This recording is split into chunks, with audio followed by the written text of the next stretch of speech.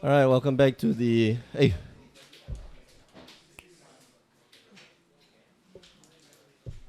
are you going off already? Okay. Yeah. All right, so we are here back for the Win and EMA Box at Grillga Games, powered by the Power 9 Podcast. My name is Mick. I'm one of your hosts alongside Wilfred. Hello, everyone. We are here in round 3 watching the game between Kelvin Ong and Guo Wei. Yeah, and looks like Kelvin is playing a 4-color, probably a right stack. I see a displacer. I see a displacer and the recruiter, Dustwatch recruiter. While Huawei is likely playing a green-white tokens deck. Well, we're going to bring up the deck list quite soon. Both players are having a pretty good start. Nobody's stuck on lands, and Kevin seems to be on his colors. He's got to sink the turn into getting rid of that token, just to get rid of the Nisa, but that's fine. I think Huawei does realize that, and it will be, he allows that play to happen because that eats up your opponent's turn and their attack, sucks up some damage, eats up some life. He manages to find a Lamphold Pacifist and will probably cast a Lamphold Pacifist. He already has his West Vale Abbey on the table, so that's quite fortunate. All right, so Kelvin Ong is playing a four-color rights deck featuring Nahiri the Harbinger and Dragonlord Attacker. Man, Nahiri is such a breakout card. I think, I found it to be quite a special card, but I didn't think it would be this powerful. But it seems that 4 mana for a 6 loyalty Planeswalker is quite good. Well, I mean, every single ability it has is pretty good, right?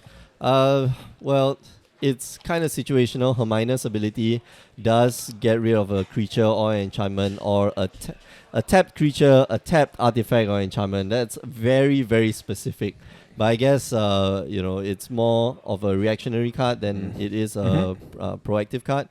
The plus ability it's pretty good, but it's a mad profit ability, which means that you have to discard a card first and then draw a card. But the plus ability gives her a +2, which means that it's quite a health boost. It's really hard to get rid of a turn for Nahiri that just goes up, especially if you're playing the Nahiri on an empty board, which may happen because if you're playing red, you might run the Radiant Flames, yeah.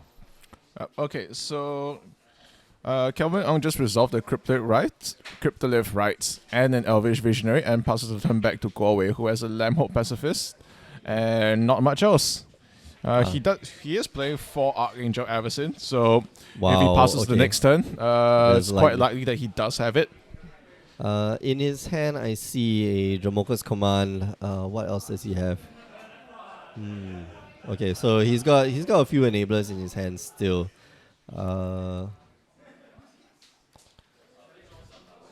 Oh, that's a Lamphold Pacifist, yeah. Oh, right. Okay.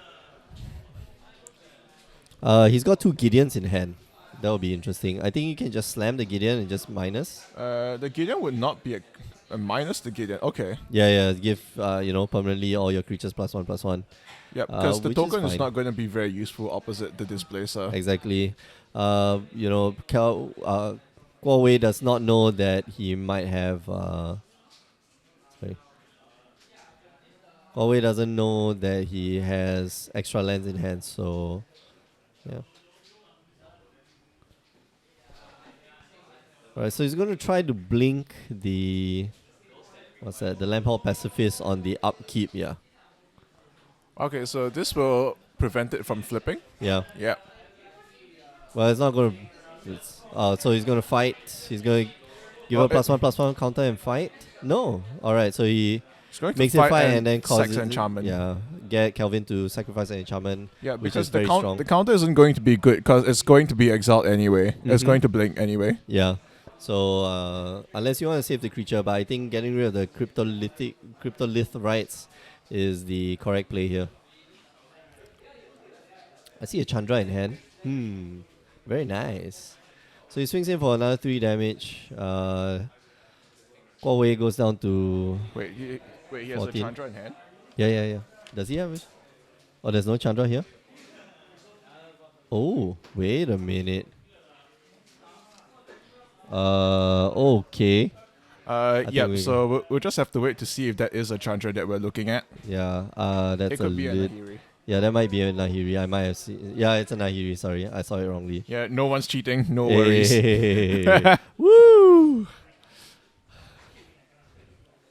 So Dust Watch Recruiter finds an Earth Visionary, keeping the hits coming. Passes the turn back to Guo Wei with 2 mana open, so that finally- signals a Jomoka's command, most likely. And he's finally got enough mana. He's going to slam down the Gideon and put a token, which is a lot better right now because, there's no displacer on the field.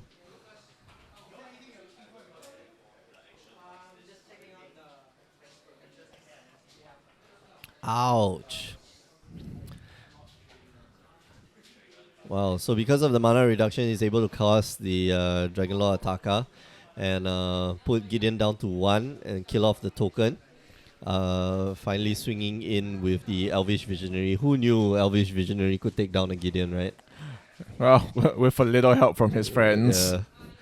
Gotta get a little help from my friend. Okay, so Guo Wei just scoops them up because at this point, the bot position is so overwhelming that he won't likely be able to come back from that. Yeah, And he's that's also at 11, which is like 1 turn away. from dying. Yeah, that's a 8/8 flying trample on the battlefield. About to swing into the face, so that's going to be quite painful. Alright, so let's take a look at the sideboard options. Okay, so we have an Angelic Purge, really. Silk Wrap, Hallowed Moonlight, Secure the Waste, Limvala the Preserver, Tragic Arrogance, Declaration in Stone, Den Protector, Evolutionary Leap, and Clip Wings from Guo Wei's side. Oh, Guo Wei's surname is not that. Let me go and adjust the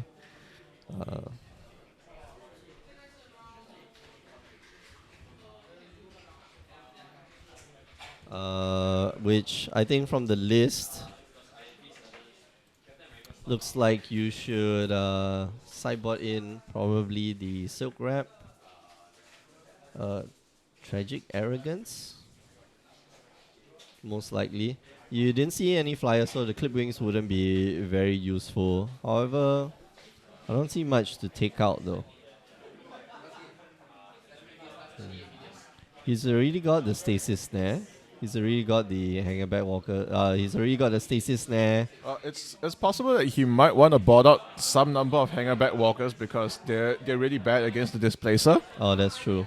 If you take out the Hangerback Walkers, I think you can put in the Silk Wrap. That would help If I put quite in a the lot. Silk Wrap, he'll probably bring in the Angelic Purge as well. But why the Angelic Purge though? Well, he just saw Dragon Lord Ataka, right? Oh yeah, that's true. Alright. Would you board in the Clip Wings just for that?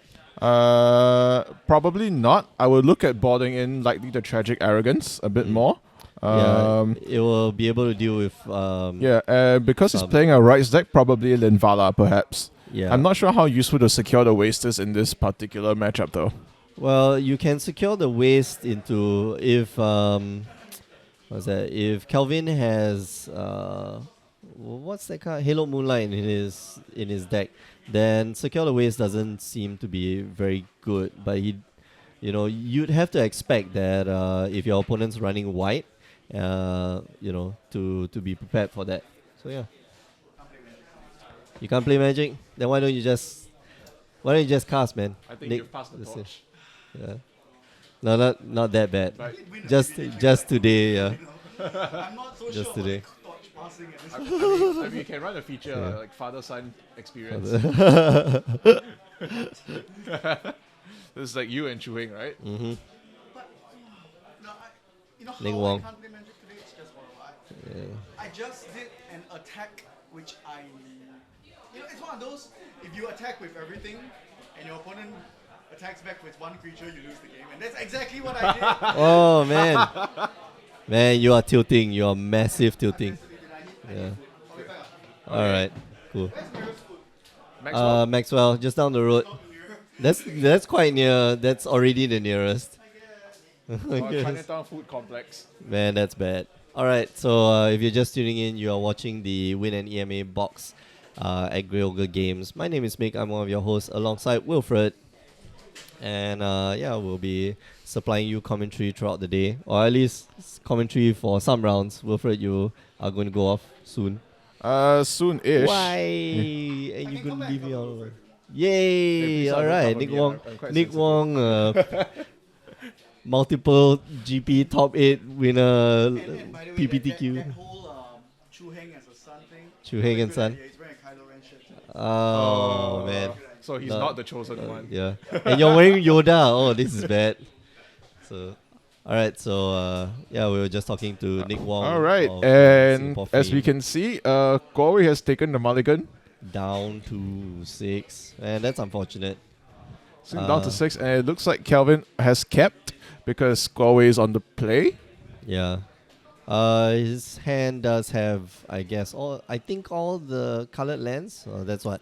So if That's he what I has spotted. if he has all 4 colors and a couple creatures, I think that's pretty good because he has creatures like Elvish Visionary and Dustwatch Recruiter to get him cards eventually. Mm. He also has a set of collected companies, and those can always get you back into a game pretty quickly. Oh man, that is so good. And so there's a lot of like passive card advantage going on in the deck. There's also Matter Reshapers, Reflector Mages, Eldrazi Displacer. So really all cards that can generate an advantage for you by themselves. Yeah, but I think for the post-board game, you want to bring in like the negates and the So he might bring in the negates because they counter planeswalkers. He could Yep. also bring in just the full set of reality smashes. oh, that would be nice. Actually, I would Uh, bring in like just the reality smashes because those are fine cards on their own. And he could also bring in like the solo Chandra that's in his sideboard as well. Chandra against tokens traditionally very strong. Unfortunately, he's also playing a deck with a ton of creatures, so it's possible that he could just board out some amount of Rites, some amount of Dryads, and just leave the value creatures, the Chandras, and the Smashes. Oh yeah, in. that's true. So Uh, it's possible he could just board out the Loam Dryads, maybe and the Rites as well. So they'll leave space for a Tracker, Chandra Flamecaller, 2 negates, and 4 reality smashes. So in this matchup, like who is the aggressor here? I would What do you say the think? aggressor is whoever's on the play. So Huawei. So in this case, But Huawei, but Kelvin Ong is on the board first, and Huawei seems to have scried into a pretty slow hand. Yeah. He really needs the Nissa next turn to try and get back into it.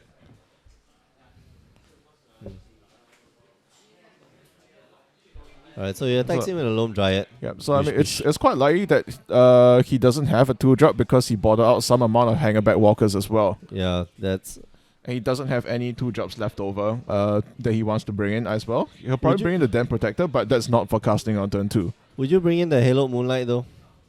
Because your opponent's got a collected company. Hello, Moonlight. Not Right. particularly. I mean, I would consider bringing in enough dead cards, but I'm not sure that he has enough cards that are truly dead. Mm-hmm. That's true. Yep, so Gorge does have the Nissa. Takes up to 4 counters, I believe.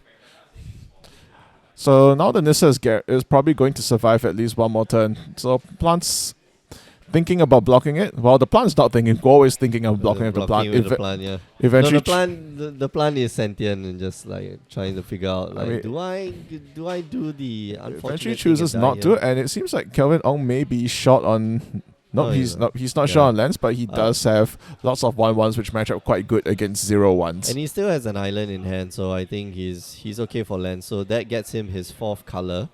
Yeah. And the Loam Dryad can produce extra mana, so that's fine. He's gonna cast the Sylvan Advocate and take up the Nissa. So the Sylvan Advocate will probably can start chipping away at all the creatures that are attacking, and he'll just chump block with the plants next turn. So the Silver Advocate is probably going to stop Kelvin Ong from attacking the Nissa next turn. Yeah. Unfortunately, the Silver Advocate can't really attack because it's just going to run into a triple block as Yep. well. That depends. I mean, if you've got Dromoka's Command in hand, that's still a very powerful card, yeah. So But you're probably saving it for the it's crypto, a right? consideration until you think about what Kelvin might do with his next turn as well. So the other thing that could happen is that next turn, Just Galway flip. can just put the minus on the Nissa. All right. Okay. Oh, So Reflect he's the just Mage. gonna reflect the mage back to his hand. Yeah.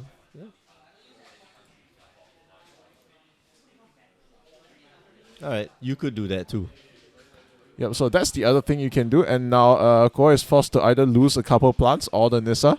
So he can't just block with one plant and keep the Nissa, but that only leaves him in position to make another plant, and that's not so great, considering that he can't play the Silver Advocate that's in his hand next turn, as well as there's another 2/3 on the board ready to So do you attack let as the well. Nissa die here? I would either block with both plants or let the Nissa die. That's true. I don't think keeping one plant around is going to do much. But that's exactly what he does. So he's probably going to make another plant next turn, which means that there's a good chance that he has a Gideon or an Everson as a follow-up. Yeah, but the Nissa is kind of like just soaking up damage right now, so that's fine. It's preventing So always life from the going Nissa low. is soaking up damage, but it's also not advancing the game at the moment. That's true. So what we have here is a Gideon that's going to make a knight, and Nissa is Nissa has to make a plant. There's basically no other course of action right now. Well, you could just not take up the Nissa. Yep, so Koi is going to pass the turn. I'm going to pass the turn. Only the Reflector Mage is in actual shape to attack. He would have to suicide at least one of his 1/1s or the Loam Giant if he wants to attack with everything. So even if he does kill the Nissa, the Gideon will probably survive. And he's thinking right now, which as Koi is exactly what you want to see. Do you want to? I mean, would you allow that to happen? Would you swing in with the entire team trust to try to get rid of the Nissa? I think it's possible, especially when you consider that the next turn the Gideon can make a token and Nissa can pump everything, and that basically puts a stop to your entire board. And here Kelvin's like representing a collected company, which made... Yeah, but a mid-combat company doesn't really do that much for him. No, but you can... swinging into the entire, swinging in the entire team to kill off the Nissa doesn't sound like a bad idea. It's just that... I mean, he really only loses the Loam Giant. So yeah, I think, and then the collected company it's will fine. just like bring you back to additional cards, you see.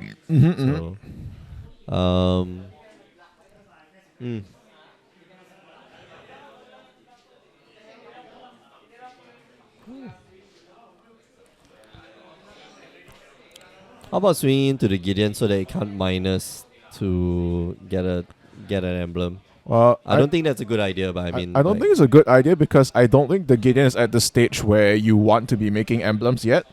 Okay. I think it's more like the Gideon just wants to make knights and probably attack by himself at some point. Okay, so Alright, so here we see a Dromoga spawn. It's likely to be bad news for whatever's going to happen. Oh, that's tough. Tough beans, man. Alright, so now with that Dromoka's command, there's no more power left on the board for Kowei. So if he wants anything to survive, he has to block.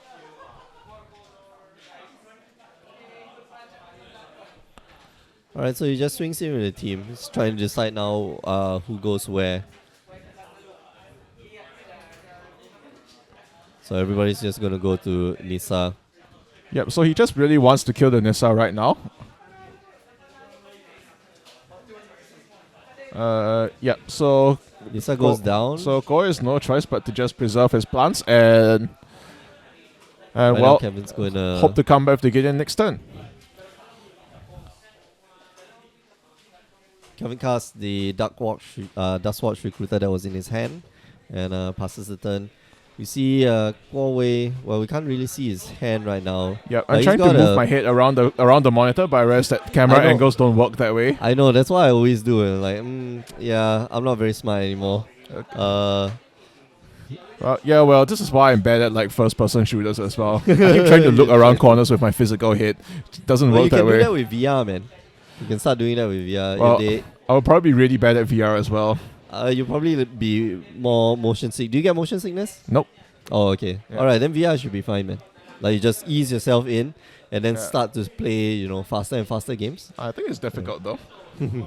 Alright, so Koi is thinking about it. He's probably going to make a knight with the Gideon in an attempt to hold off the mini army that's assembling before him. Alright, so it goes down the... He finally gets to cast the Silver Advocate again, and Hangerback... So he does still have the Hangerback Walkers, which is interesting. Right.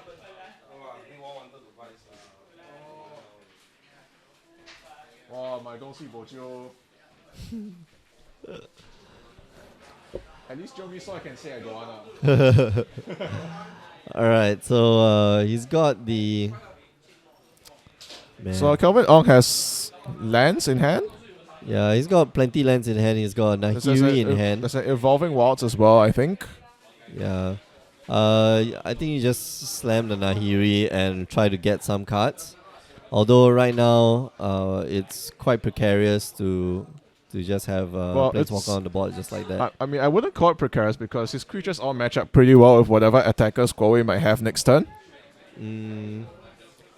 Yeah, so I mean, even if the Gideon does make the emblem, right? It's like It's like a 3/4, 3/3, and 3/3s. 1/2s. Yeah, Yeah, so there's probably some chump blocking, and like the bigger creatures can eat the small tokens anyway. that's Because true. those are just stupid 1/2s. Yeah, you can use the Nahiri to start exiling things. Or he can try to just hold the board state until he can Nahiri for the Dragon Lord attacker. Man, that's like 2 turns away. I think that's fine. I think that's a good plan, especially if he has more lands in hand as well. Then he can keep activating the Because Dustwatch at this point, Recruiter. if all he wants is to get the attacker, he really only needs one more land, which is the 7th that he needs to cast the attacker after it returns to hand afterwards. Oh, okay. Yeah. Well, he's got the Lone Dryad right now anyway, but I suspect the Lone Dryad will be sacrificed to an all-out attack from Galway. But he's at 18 life. He can take a few damage, you know. I think the all-out attack will come if Galway has the 6th land to pump the Advocate. It doesn't seem like he does. Yep. And It looks like he's got a Lamphold Pacifist in hand. Does his deck run a Lamphold Pacifist? Yeah, it does. yes, it does. Unfortunately, Lamphold Pacifist doesn't do a whole lot on this board. That's an understatement. So a couple other things I can see is Gideon taking up and attacking. So any of Gideon's abilities are usable now, but he chooses to attack. Alright, so he's just going to throw the Elvish Visionary under the bus. Yep, so Kelvin Ong volunteers the Elvish Visionary and activates the Dustwatch Recruiter with the mana he generates from Lone Dry. He hits 2 lands in the Collected Company. Man, that's a bad... So he doesn't laugh, but we at the coverage booth can snicker to ourselves about it. No, but that's 2 lands. That's the thing. That's another 2 lands, which means that he gets at least a 2-turn time walk, although he does bottom the Collected Company, which is a little bit painful. Yep, so what Does he happens draw here a is... Collected Company here? So Galway plays a Yeah. face-down creature, and it's almost certainly a Den Protector. Well, you never Or know, cheating. Alright, so he discards a card. So to if the draw Den a card. Protector does get back the Nissa and nothing changes on this board state, we're looking at a +2/+2 boost across the entire team. When Gideon makes the emblem and Nissa activates the counters. Yeah. So this is actually important because the Den Protector is going to attack under most of these creatures as well. Will he? Oh, yeah, he does. He does Only evade. be blocked by creatures bigger. Oh, right? bigger, right? Yeah. So, yeah. Alright, so he gets back the Nissa. He can... So Kelvin's holding on to the Collected Company that's in his hand. So a few cards he really wants to hit are Reflector Mages, Displacer. Eldrazi Displacers, maybe Matter Reshapers. Wow. Man, it's getting really noisy in here.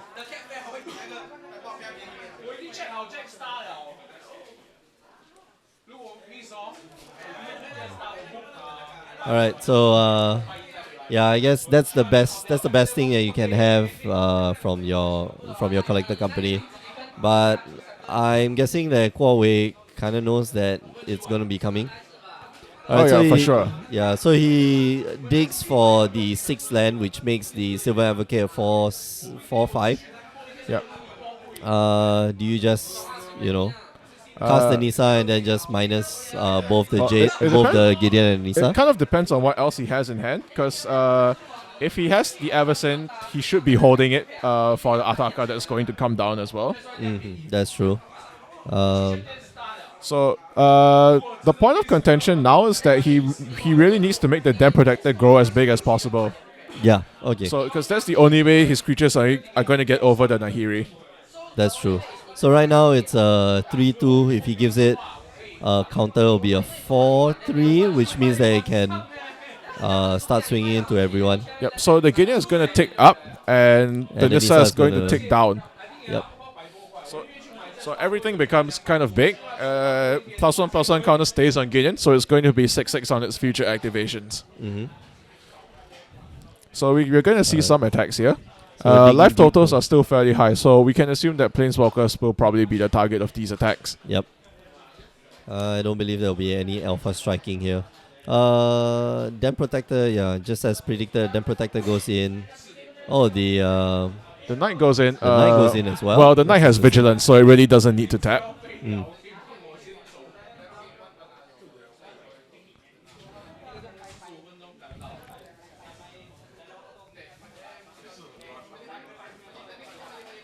Alright, so you cast. So this could be a potentially back-breaking Collected Company, and it looks like it will be because I see a Reflector Mage So Reflector Mage and a, goes down. and a Matter Reshaper. So the Reflector Mage is likely to bounce either the Den Protector or the token. The token, yeah.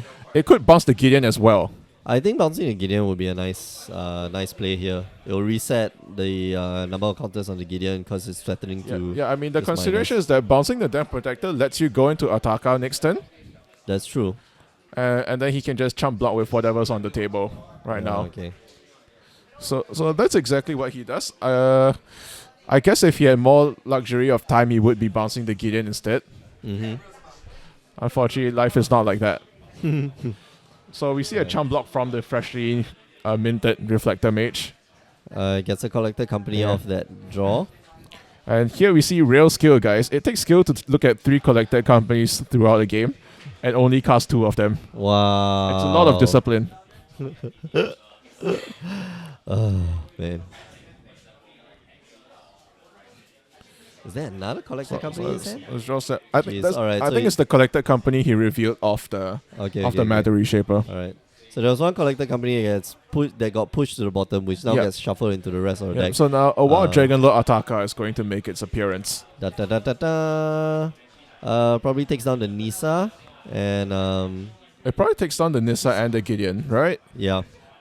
Well, no, it'll take down the Nisa, the 2 plant tokens, and the Hangerback Walkers, and then just swings. Okay. Then it itself just swings into the Gideon and Yeah, kills the okay, Gideon. it's entirely possible that you might not want to do anything to the Hangerback Walker because it's really not a threat. Okay. Yeah, it swings at the Gideon. It dies. You're going to cast it again next turn, and for extreme amounts of value, that would be nice. And of course, you've still got that Collector Company in hand that you can cast. No, sorry, you've only got like another Yeah. 2 Collector Yep, Companies in hand. so Calvin just passes the turn with Collected Company mana up. Yeah. Manages to flip it, so now you can cast the Dreadlord Ataka off these lands as we saw in the last game as well. Mhm. So Go is in really a tight spot here. And of the 3 cards in his hand, one of them is a basic land, so that's not good news for anyone. Yeah, he's got no form of card advantage here. He doesn't see his. Does he have a Dustwatch Recruiter? No, he doesn't. So, yeah, this is going to be a little tough on him. No Westville Abbey, no Secure the Wastes.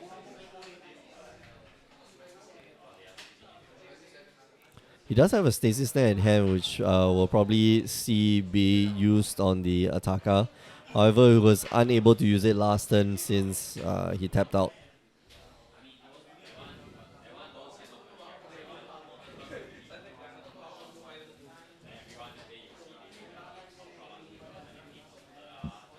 Attacking with the 5/6 doesn't seem all too bad. However, Yeah.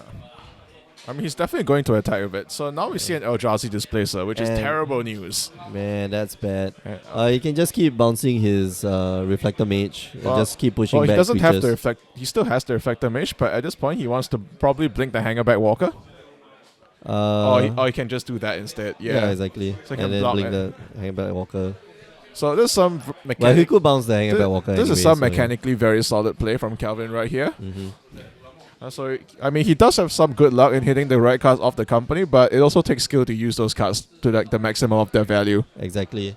I remember playing with what's his name? What's that 2-mana Satire Wayfinder? Yeah. Like, you know, early in the game you definitely want to cast him, but late in the game you kind of want to consider what you want to see in your graveyard.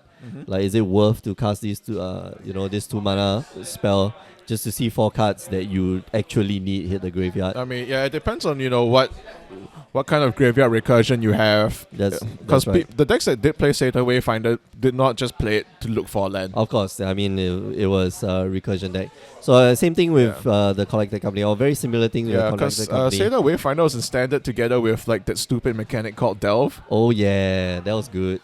Man, I like that. Yeah, deck. so when your 2 mana creature, added 3 to 4 manas worth of cards. Worth of Pretty good, spells, yeah. it's pretty good. So you see an Ajax Purge that takes on Eldrazi Displacer. So It's pretty unfortunate because it looks like he's not going to be able to stop the attacker. He might, because now it flips back and on 6 lands he can't cast it yet. But no, but he's got the Lone Dryad. He can just cast it. yeah, I mean, so I assume that he's going to cast the attacker this turn anyway. Yeah. With that many cards in hand, he still does not have a land to lay. Does he have to take extra damage? No, he doesn't have to, because he can produce any colored mana. Takes down the morph creature, and just waits. That's all you have to do.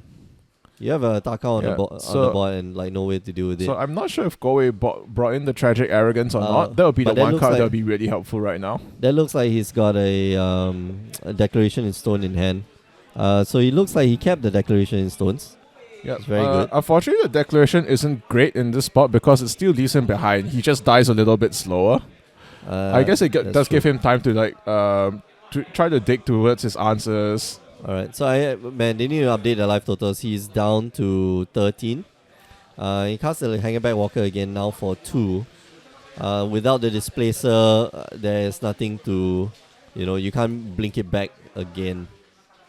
But we see Unfortunately, Kelvin another- drew yet another Reflector Mage. So good. That is the sign that we're watching a very good player right now. Yeah, the skill, man.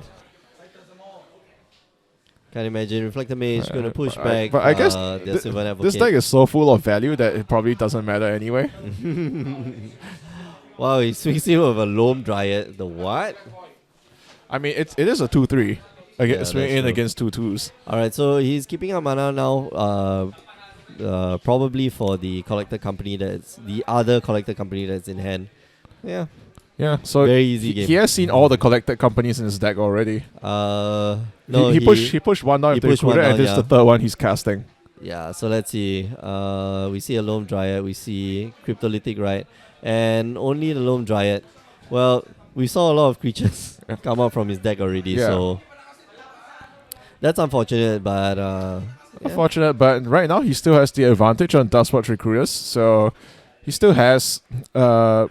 He's still fairly ahead. Well, he's very ahead actually. Yeah, he still has the Metal Reshapers in hand, so he can just be casting like a shit ton of things. Metal Reshaper, what's that? Elvish Visionary. So Elvish Visionary goes down, gets some information. You see what he drew? Alright, Displacer. Okay. Alright, so the Displacer is going to cripple Galway's only creature. That's Oh, pretty man. bad for him. That's bad. That's really bad. I realized that none of our feature matches have gone to 3 games yet. So he even allows Galway the luxury of taking up his Hangerback Walker once more before he proceeds to blink it away. Yep. Or he could just blink the Reflector Mage and make Galway pick up the dice anyway.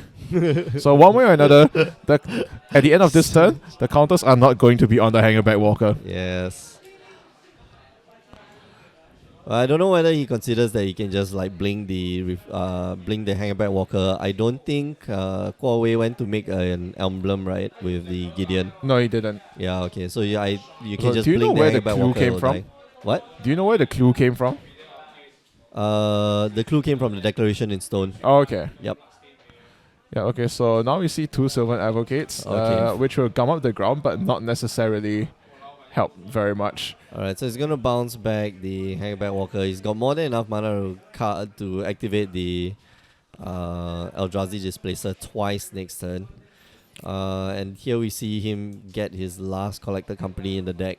What? Just Yeah, bounces it. Bounce. he shuffled with the Evolving Wilds, I think. Yep. And he'll swing in with the team. Well, he's not even thinking about swinging with the entire team. Oh, Yeah, well, he's he gonna is. use- He just taps his creatures one by one like a civilized man. Yeah. Pro strats, yo, pro strats. I mean, I probably wouldn't have done that. I am of the put my forearm on all my creatures Like, and turn then them just, like, sideways. yeah, you have to make a big action though. You've got 1, 2, 3, 4, 5, 6 creatures to swing. Yeah, so it's all No, about. 7. I mean, it's all about lining them up correctly, right? You put them on the table nicely, and then like they form the pile. You transform them into a column instead of a row. All right, so looks like Huawei is flooding out with lots of cards in hand that he can't cast because of the Reflector Mage. He can still cast the Hangerback Walker, but it's going to be met with Displacer. I think this is still mid combat, and Guo is thinking about what to do. Mm-hmm.